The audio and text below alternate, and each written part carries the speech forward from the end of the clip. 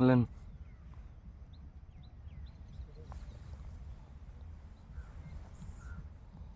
السلام عليكم ورحمة الله وبركاته. نحمده ونستعينه ونستغفره ونؤمن به ونتوكل عليه ونعوذ بالله من شرور أنفسنا ومن سيئات أعمالنا. من يهده الله فلا مضل له ومن يضلله فلا هادي له. ونشهد أن لا إله إلا الله وحده لا شريك له. وأشهد أن سيدنا ومولانا محمدا عبده ورسوله. أما بعد فقد قال الله تعالى في كلامه المزيد والفرقانه الحميد: وقضى ربك ألا تعبدوا إلا إياه وبالوالدين إحسانا. وقال النبي صلى الله عليه وسلم: الدعاء سلاح المؤمنين. إن الله وملائكته يصلون على النبي يا أيها الذين آمنوا صلوا عليه وسلموا تسليما. اللهم صل على سيدنا مولانا محمد وعلى آل سيدنا مولانا محمد। মোহতারাম সম্মানীয় সুধী সাথী, বর্তমান সময়ে এমন এক যুগ সন্ধিক্ষণ, এমন এক সময় আমরা বসবাস করছি যখন আধুনিকতার চরম শিখরে আমরা পৌঁছেছি, যখন মঙ্গল গ্রহে আমরা যাতায়াত করছি, স্যাটেলাইটের মধ্য দিয়ে বিভিন্ন যান আমরা পাঠাচ্ছি, দেখতে পাচ্ছি। চন্দ্রযান হচ্ছে চাঁদে পাড়ি দিয়ে, বারবারে চাঁদে পাড়ি দিয়ে চাঁদকে জয় করছে।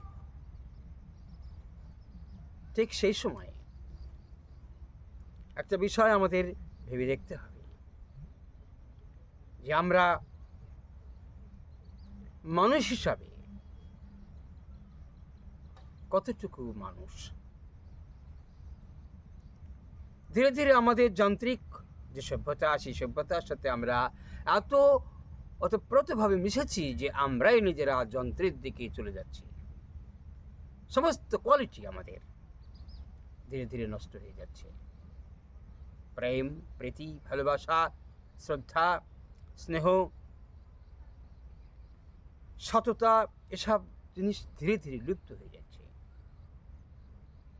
এর মধ্যে সব থেকে বড় যে বিষয়, সেটি হলো আল্লাহ রাব্বুল আলামিন যেখানে জান্নাত রেখেছেন যে ইবাদতের মধ্য দিয়ে, সেই ইবাদতটাই আমরা দূরে ফেলে দিয়েছি, দিয়ে নানান রকমের ছোটোখাটো ইবাদত বন্দেগি করছি আমরা, আর নিজেকে মনে করছি আমি বিশাল পরেজগার,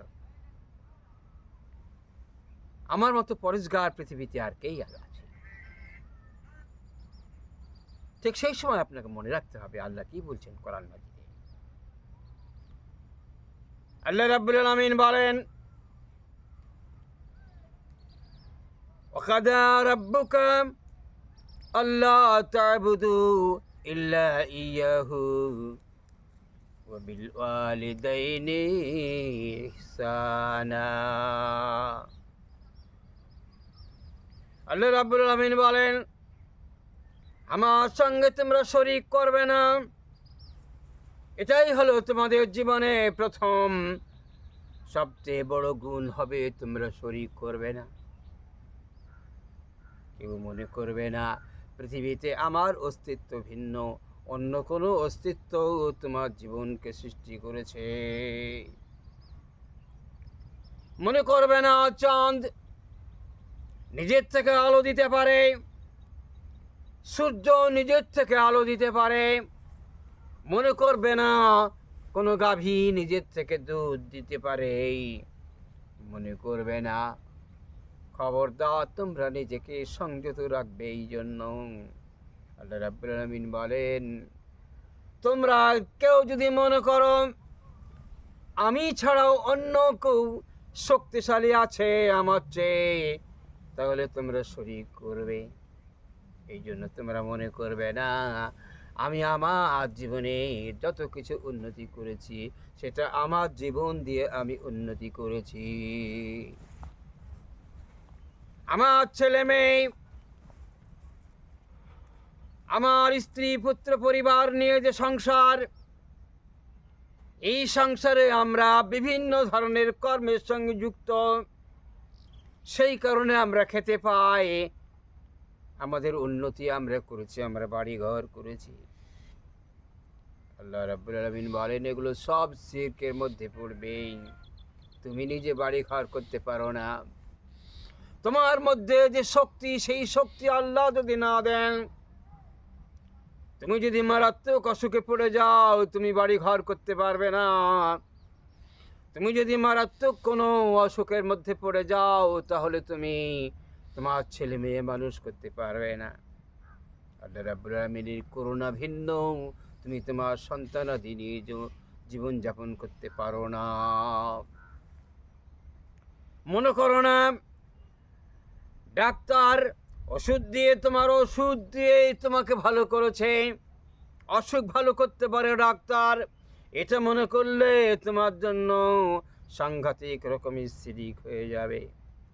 তুমি যদি মনে করো তোমার জীবনে যা কিছু অস্তিত্ব, সেই অস্তিত্ব তোমার নিজের প্রকৃতির সঙ্গে মিশে গিয়ে তুমি করেছো, এটা আল্লাহ রাব্বুল আলামিন বলেন শিরকের উপর দিয়েও শিরক হয়ে যাবে, বড় শিরক হবে। আল্লাহ রাব্বুল আলামিন বলেন, ইন্না শিরকা লাযুলমুন আযীম, শিরকের চেয়ে বড় গুনাহ নাই। কেউ যদি মনে করে গোলাপ ফুল নিজের থেকে ফুটতে পারে, তাহলেই সেটা শিরক হয়ে যাবে। এই জন্য ইন্নাল্লাহা আলা কুল্লি শাইইন কাদির, আল্লাহ ছাড়া পৃথিবীতে কেউ নাই, কোনো শক্তিমান নাই। এটা প্রথম কোয়ালিটি হবে আমাদের জন্য। আল্লাহ রাব্বুল আলামিন বলেন, দ্বিতীয় নাম্বার কোয়ালিটি হলো তুমি নামাজ পড়ছো, রোজা করছো, হজ করছো, যাকাত দিচ্ছ, প্রতিবেশীকে ভালোবাসছো, জিকির আজকার করছো, কোরআন মাজিদ তেলাওয়াত করছো, সবের মধ্যে একটি আশা, সে আশা হলো আল্লাহ যেন আমার প্রতি রাজি হয়, আমি যেন জান্নাত পাই। কিন্তু আল্লাহ রাব্বুল আলামিন নবী বলছেন, হুমা জান্নাতুকা হুমা নারুকা। জান্নাত হলো মা এবং আব্বার পায়ের তলে, জাহান্নাম হলো মা আব্বার পায়ের তলে। আব্বা মার খুশি উপরে জান্নাত, এবং অখুশির উপরে জাহান্নাম। আজকে সব থেকে বড় মানবিক যেটা কোয়ালিটি, মানুষ পৃথিবীর সমস্ত উন্নতি করেছে, কিন্তু তার আর্থিক উন্নতি একদম বন্ধ হয়ে গেছে, স্টার্ট করেনি তারা, বরং বন্ধ করে ফেলেছে, আত্মাকে মেরে ফেলেছে। যে আমাকে পৃথিবীতে আনলো, যার কারণে আমি পৃথিবীতে আসতে পারলাম, ওই আব্বা মাগুলোকে আপনি সার্ভে করে দেখুন, গ্রামে শহরে বিভিন্ন জায়গায় সার্ভে করে দেখুন তাদের অবস্থা কেমন। আপনি সার্ভে করুন, গোটা গ্রামের ঘরে ঘরে গিয়ে সার্ভে করুন মা আর আব্বা কেমন আছে পরিবারে। আপনি সার্ভে করুন শহরে বড় বড় ফ্ল্যাটে, সার্ভে করে দেখুন সেখানে মা আব্বা আছে কি। আমি আপনাকে হলফ করে বলতে পারি ছেলে এবং মেয়ের কাছে মা আব্বা নাই। 1% 2% মা আব্বার সঙ্গে আমরা সম্পর্ক রক্ষা করেছি, কিন্তু মা আর আব্বাকে আমরা ফেলে দিয়েছি। আল্লাহ নবীর এক সাহাবী যার নাম আলকামা রাদিয়াল্লাহু তাআলা আনহু, তিনি যখন ইন্তেকাল করছিলেন ওই সময় তিনি কোনো মতেই নিজেকে কালেমা নসিব করতে পারছিলেন না, পড়তে পারছিলেন না কালেমা, বরং তার বড় করে জিভ বেরিয়ে যাচ্ছিল।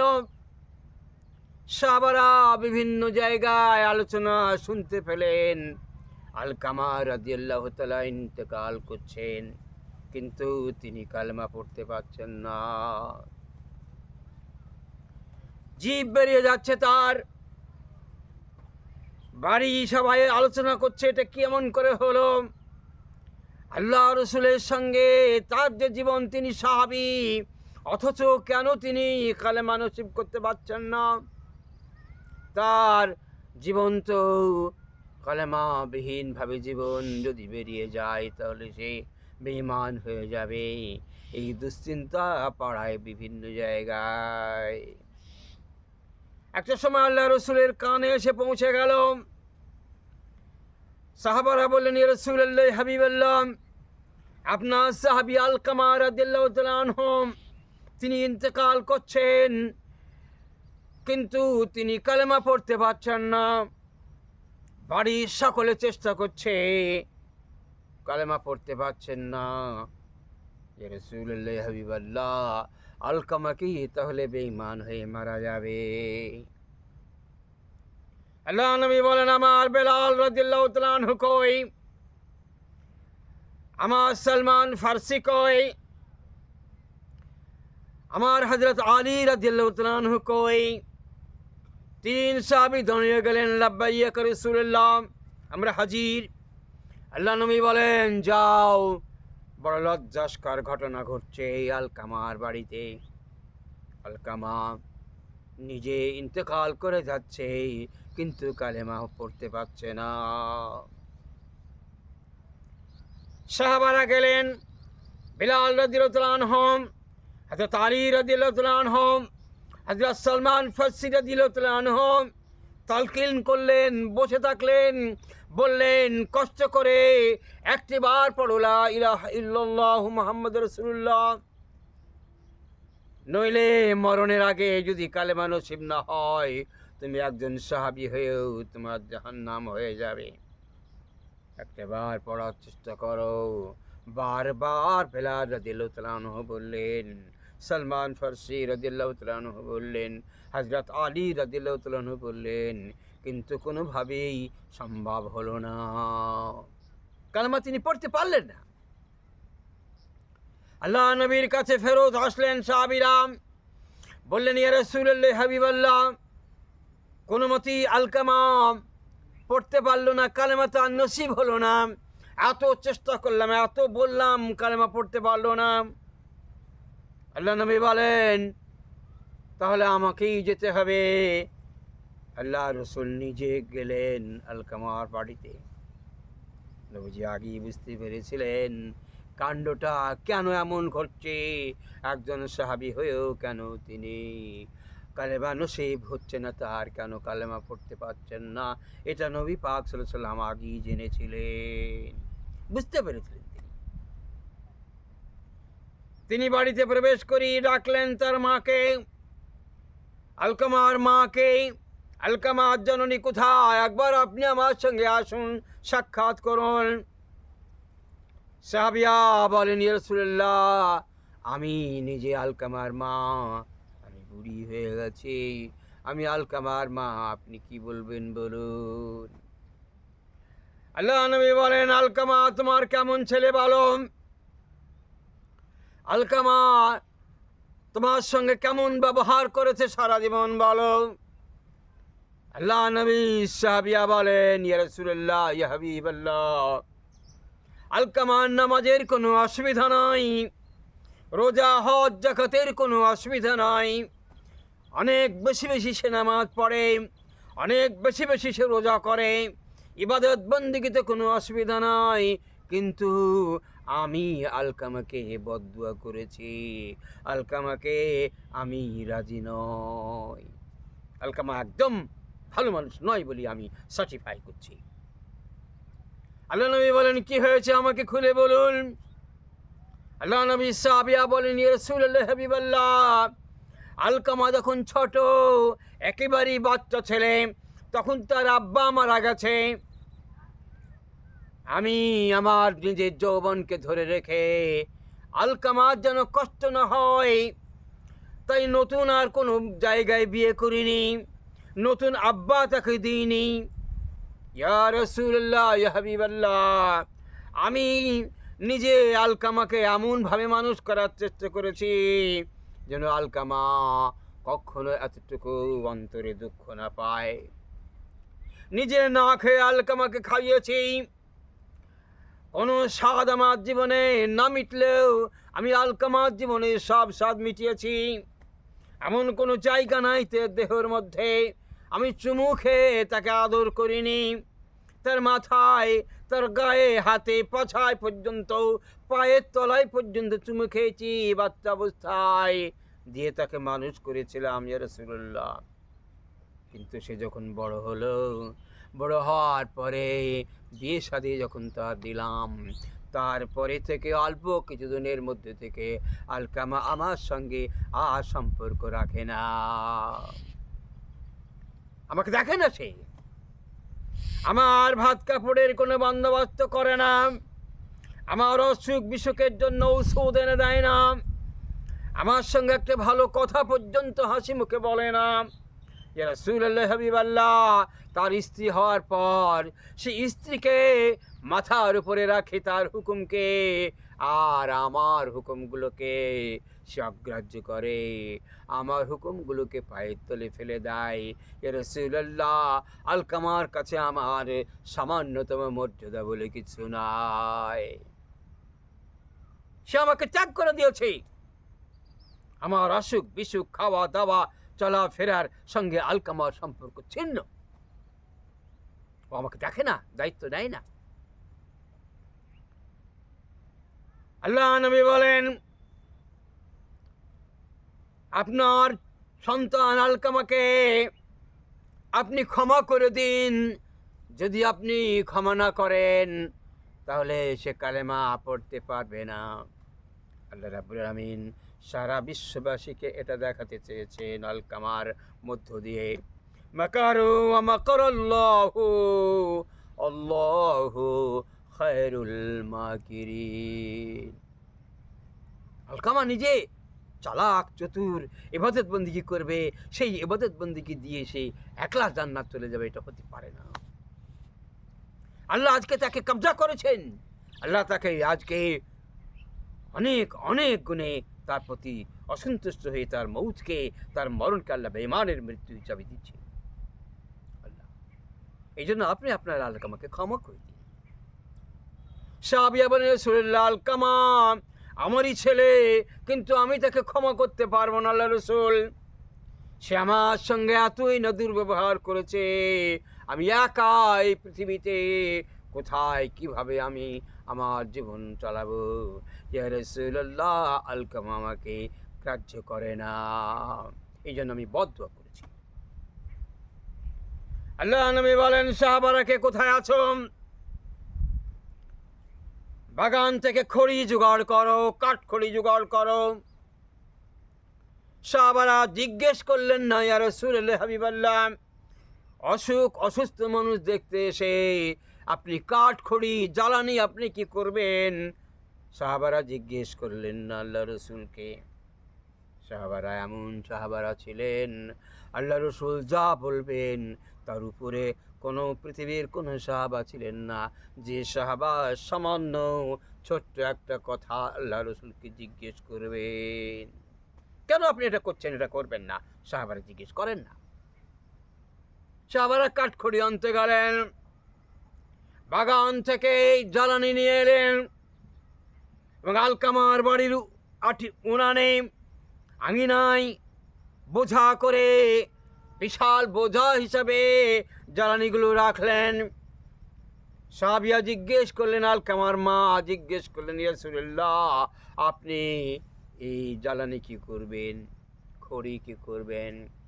আল্লাহ নবী নুরানি কণ্ঠে তিনি বলেন, নূরের জবানে তিনি বলেন, আমি নিশ্চিত আলকামা আপনার বদদুয়া পাওয়ার পরে মৃত্যু হয়ে গেলে কালেমা নসিব তার এই জন্যই তো হচ্ছে না, তার যদি মৃত্যু হয়ে যায় আমি নিশ্চিত সে জাহান্নাম যাবে।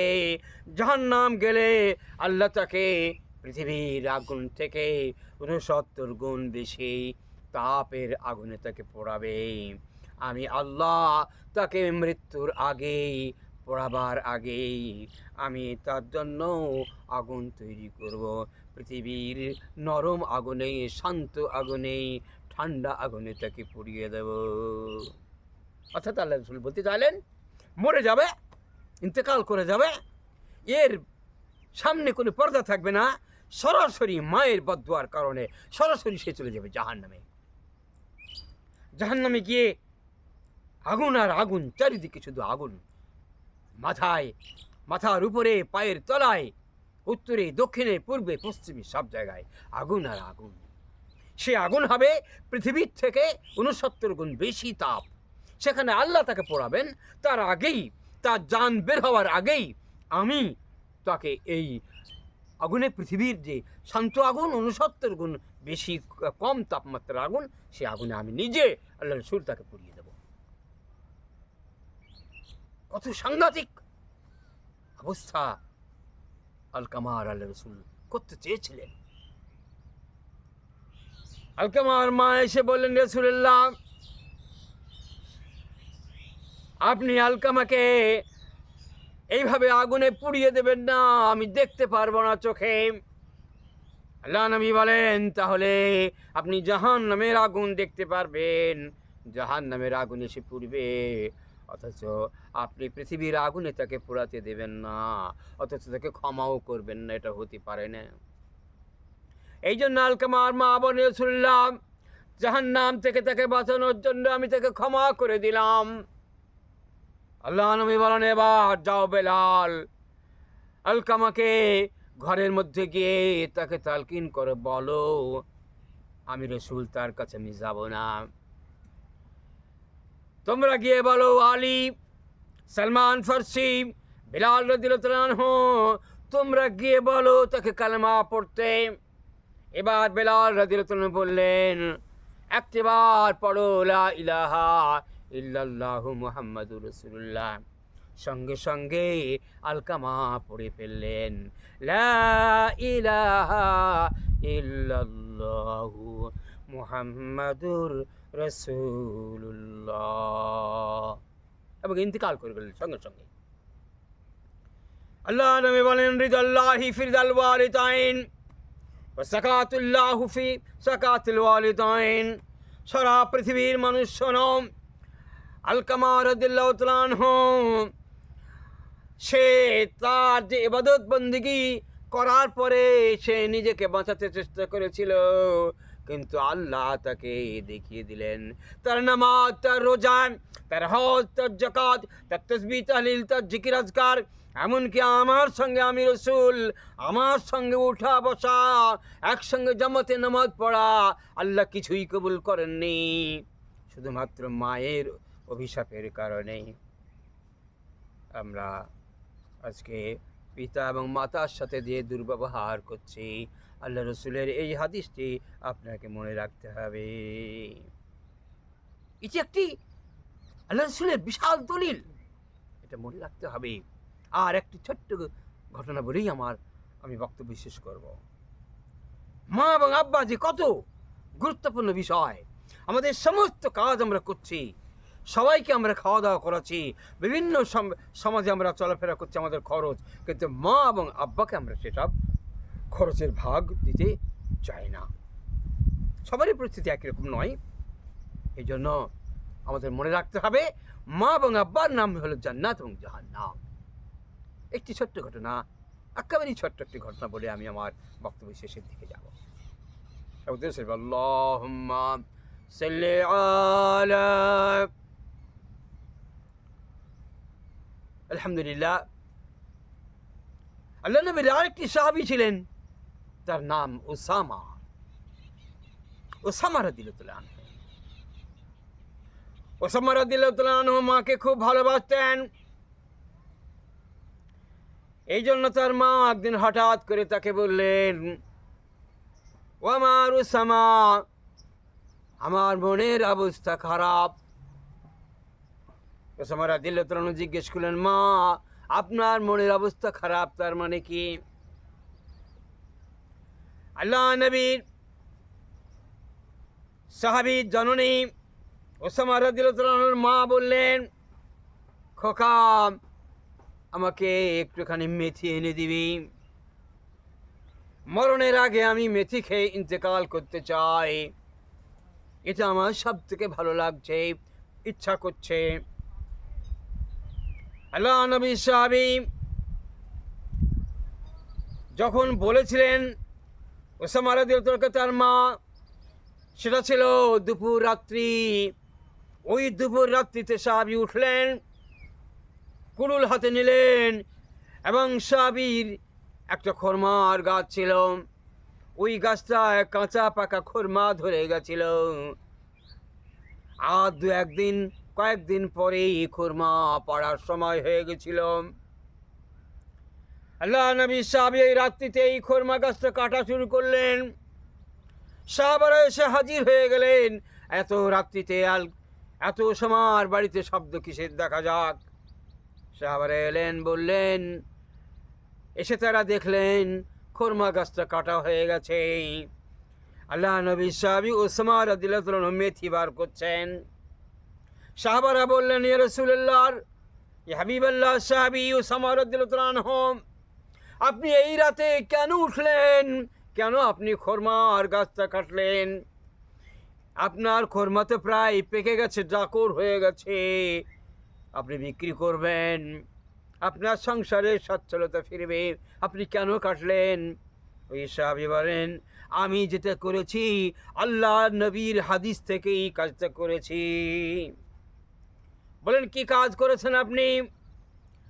বললেন, আমার মা ভোর রাতে, এই দুপুর রাত্রিতে মেথি খেতে চেয়েছে, বলেছে সকালবেলায় কারো বাড়িতে মেথি পাবো কি, আমি সেটা করতে যাব কেন? আমার মাই তো আমার জান্নাত, আমার মাই তো আমার জাহান্নাম, সুতরাং আমি কারোর দিকে তাকাইনি। আমারই খরমা গাছ আছে, একটা গাছ, তার কতটুকু বা মূল্য আছে, আর আমার মায়ের যেটা মনের ইচ্ছা তার কতটুকু মূল্য, এটা আমি কম্পেয়ার করেছি। করার পরে রাতেই উঠে মায়ের মনের আশা পূর্ণ করার জন্য আমি এ খরমা গাছ কেটেছি এবং মেথি বের করেছি, মা খাবে। তার মা এসে বললেন, খোকা মেথি হয়ে গেছে কি বের করা? বলে, হ্যাঁ মা, বার করা হয়ে গেছে। ওই সাহাবিয়া, হাদিস শরীফে আছে, ওই সাহাবিয়া ওই খেজুরের মেথি তো একটুখানি মুখে দিলেন এবং বললেন, খোকা মেথি খেতে ভালো লাগছে না, কেমন স্বাদ লাগছে, খেতে পাচ্ছি না। সাহাবিরা বলেন, আপনি শুধু শুধু গাছটা নষ্ট করে দিলেন, আপনার মাও মেথি খেলো না, সামান্য একটু মুখে দিল আর ফেলে দিল। আল্লাহ নবী বলেন, শুনে রাখো, ওসামা যে কাজটা করেছে, এই কাজটার জন্য আল্লাহ অত্যন্ত খুশি হয়েছেন।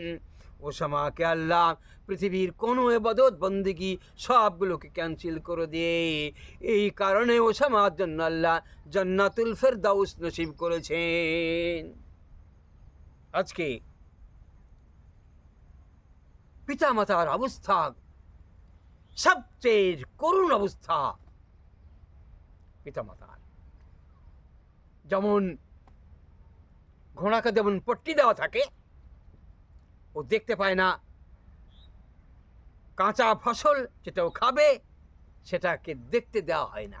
ঘোড়ার যে কোচওয়ান, যে গাড়ি চালায়, সে ঘোড়াকে পট্টি দিয়ে দেয় চোখে, সে শুধু সামনেই দেখবে। ঠিক অনুরূপভাবে আজকে বলতে দ্বিধা নাই, ভাই বাদ দিয়ে ভাইরা আপন হয়ে গেছে। আপন নিজের মাকে বাদ দিয়ে শাশুড়ি আপন হয়ে গেছে। শাশুড়ির পায়ের তলে জান্নাত আমরা নিজেকে ভাবছি। আপন বোন, সে বোনের সঙ্গে সম্পর্ক নাই। শালী, জ্যেষ্ঠ, শালিকা, এদের নিয়ে জীবন। আপনাকে আমি একথা বলিনি যে আপনি তাদের ভালোবাসবেন না। আপনার শাশুড়ি, শ্বশুর, আপনার শালা সম্বন্ধী যাই হোক না কেন, যত সব সম্পর্ক, তাদেরকে আপনি ভালোবাসবেন। কিন্তু মায়ের অপরাধ কোথায়? আব্বার অপরাধ কোথায়? নিজের আপন ভাইয়ের অপরাধ কোথায়? এটা মনে রাখতে হবে। আল্লাহ রসুল বলেন, পৃথিবীতে সবচেয়ে নিকৃষ্ট ওই লোক যে লোকের দোয়া কবুল হয় না। এর থেকে নিকৃষ্ট লোক পৃথিবীতে আর কেউ নাই, যার সে দোয়া করে অথচ কবুল হয় না। জিজ্ঞেস করা হয়েছে, রাসূলুল্লাহ, কার কার দোয়া কবুল হয় না? আল্লাহ নবী বলেন, শিরককারী এবং পিতামাতার অবাধ্য সন্তানের দোয়া কবুল হয় না। আল্লাহ রাব্বুল আলামিন শিখিয়ে দিচ্ছেন আমাদেরকে, তোমাদের পিতামাতা জীবন্ত থাক অথবা মরে যাক, তোমরা পড়ো, আকুর রাব্বির হামহুমা কামা রাব্বায়ানি সগীরা। আল্লাহ রাব্বুল আলামিন আমার মা এবং আব্বা যেমন করে আমাকে শিশু অবস্থায় মানুষ করেছেন, আমার আব্বা আমাকে আপনি তেমন রহম করুন। এই জন্য আমরা পিতা মাতাকে ভালোবাসার পরে আমাদের জীবনের দাড়ি, টুপি, তসবিহ, তাহলিল, কোরআন তেলাওয়াত, মানুষকে ভালোবাসা, অন্যান্য ভালোবাসা, সবগুলো সব পরের ব্যাপার। প্রথমে অ্যাট ফার্স্ট শিরকের পরপরই আপনাকে ভালোবাসতে হবে আপন মা এবং আব্বাকে, এবং তাদের প্রতি দায়িত্ব আপনাকে কাঁধে তুলে নিতে হবে। তবেই আপনি মুমিন হতে পারবেন, না হলে কখনো মুমিন হতে পারবেন না। আল্লাহ আমাদের হেফাজত করুক যে আমরা আমাদের পিতামাতার প্রতি এমন ভালোবাসা দেখাবো যেন পিতামাতাই আমাদের জীবনের শ্রেষ্ঠ সম্পদ হয়, ইবাদতের শ্রেষ্ঠ সম্পদ হয়। আসসালামু আলাইকুম রহমতুল্লাহি ওয়া বারাকাতুহু। আমি সৈয়দ ইমাম আজম আপনাদের সামনে যে কথাগুলো বললাম, এই কথার মধ্যে কেউ যদি আঘাত পেয়ে থাকেন, অবশ্যই ক্ষমা দৃষ্টিতে দেখবেন। আমা আলাইনা ইল্লাল বালাগ।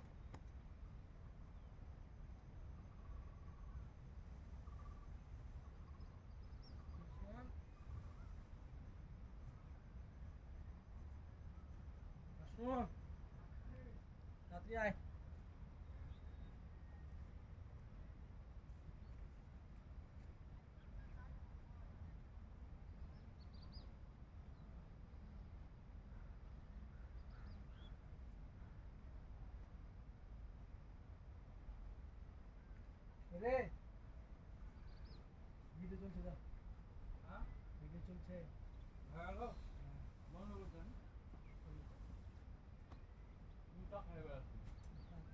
বন্ধ করবেন না, হাত করে দিয়ে বন্ধ করে দুটো।